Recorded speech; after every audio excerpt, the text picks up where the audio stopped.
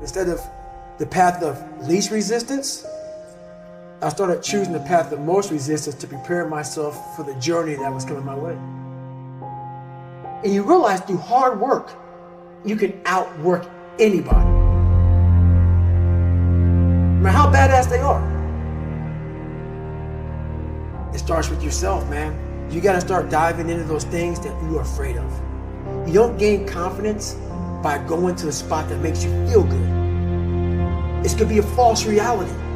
And the second life gives you that challenge, all you wanna do is go back to what gave you confidence, is that happy spot. No, what gave me confidence was spending years at a kitchen table trying to learn how to read and write on my own, realizing I can't learn the way you learn. I can't, but I can learn. What gives you confidence, not being afraid, is overcoming the fear. That's what gives me confidence, is facing these things, overcoming them. And maybe not overcoming them every day, but facing them and facing them and facing them. Pretty soon like this, you know what, man, this is where it's at. It's not in that comfort zone.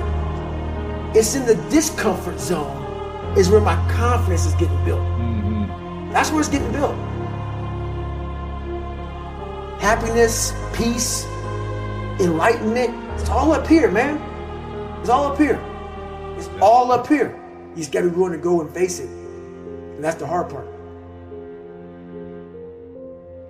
The physical standard is not what they need to meet. It's a mental standard you must meet in life. That's how I live my life. I now know that there is no cap on the human mind. There's no cap. We cap it ourselves. The most people quit. I had just started. And when you take that mindset and you learn to flip that around, that's what made me powerful. And my body followed. And so I said, I want to do this. I'm going to give myself a challenge every single day until the fear goes away. That's right. And I feel like that's what more of us should be doing. I'm hearing that that's what how you live your life. That's all it is, man. And it helps me feel so much more confident. When you overcome that fear of saying this doesn't have control over me anymore, that's right. It's like you can be at such more peace. A lot of us speak in hollow words. I used to speak in hollow words. I don't do it anymore. Everything that comes out of my mouth has substance. It's real. We all have these feelings in our bodies, in our minds, in our souls. I act on mine. A lot of us who are afraid of something, we allow our minds to choose the path of least resistance, so we go a different route. And I'm afraid of something that's telling me you must do that. Life is one big mind game, and you're playing it with yourself. You cannot lose perspective of where you've come in life.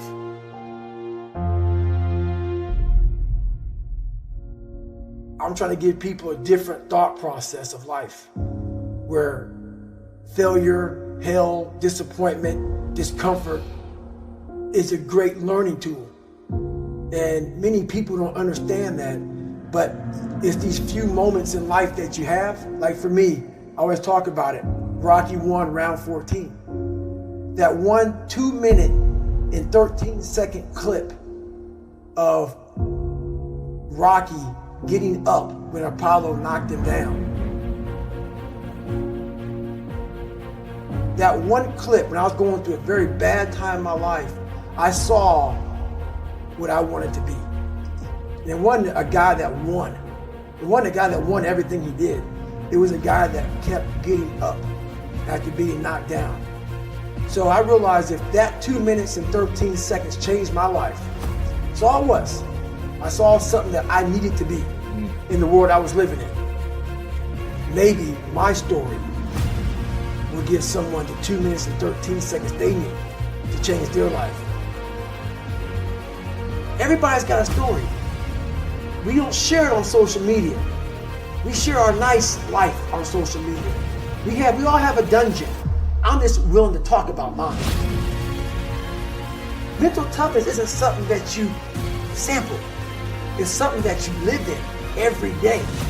Whenever hardness comes, and you don't know what it is, it may be different for you than it is for me, but you go back to your insecurities. And then when you go back to your insecurities, you then look for comfort within those insecurities. And we all look for that cookie that your mom used to give you when you were sad, when you were sick. We look for our wife or our husband. We look for comfort. It's in those moments you must retrain your mind to think differently in hell. The mental standard is you must know how far you've come.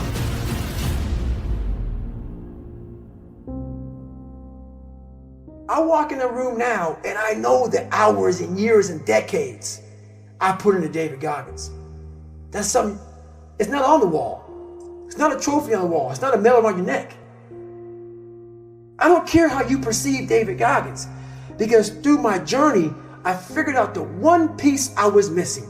I thought it was cars. I thought it was women. I thought it was money. I thought it was everything. The one piece I was missing was me having the courage to face myself. Where I got my work ethic from was the hours I had to spend learning this. When you sit down and you're not smart, and you have a disability, and you still want to be at the top of your class, I didn't want to just get by. When I realized that I can learn through hard work, and I can beat the valedictorian in school if I got put in 10 hours more a day than he does. You know what kind of strength comes from that? When you're sitting down, that guy, that valedictorian studied for an hour, and you know I caught you. I have the work ethic to catch you. That's where David Goggins got really invented. Was at a kitchen table with 20 spiral notebooks that were empty, and then they were full. And when you can go through that, I still have them in my storage unit. You go through these spiral notebooks of your life, and you realize this is how I learned. This is unbelievable. It wasn't until I got real sick and my life got real quiet. I went from running 205 miles in 39 hours to I couldn't get out of bed. My life was taken from me. And that's when I realized I hadn't taken time to think about what I'd done in my life. I'd done all these things, but there was no finish line. I finished the race of life, and I wouldn't even receive my medal.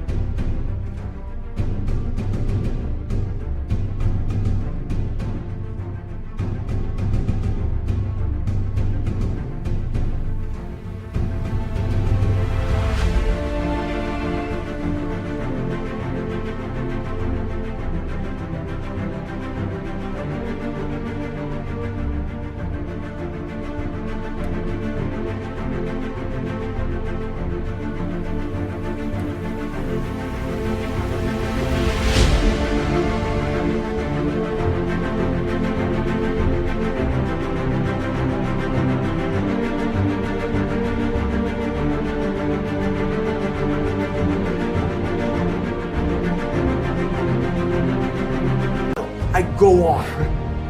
I get in the car and I go. When I started figuring out life, that I was leaving so much in the tank. Once I realized, my God, man, I was this dumb, fat kid being bullied, and now I'm a 180-pound person, lost 106 pounds in less than 3 months. Learn to read, learn to do this, learn to do that. I was like, I need more.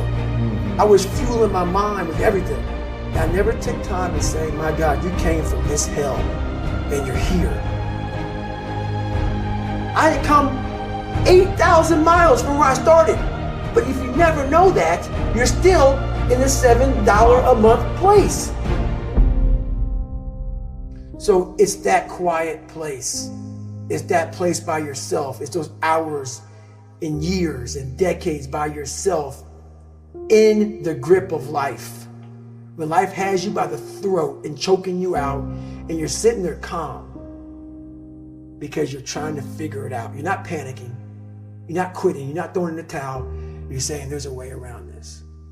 And when you figure it out, when life has you gripped in a vice, and you can figure that out, that's when you overcome. That's when you overcome. the journey getting there was harder than going through it.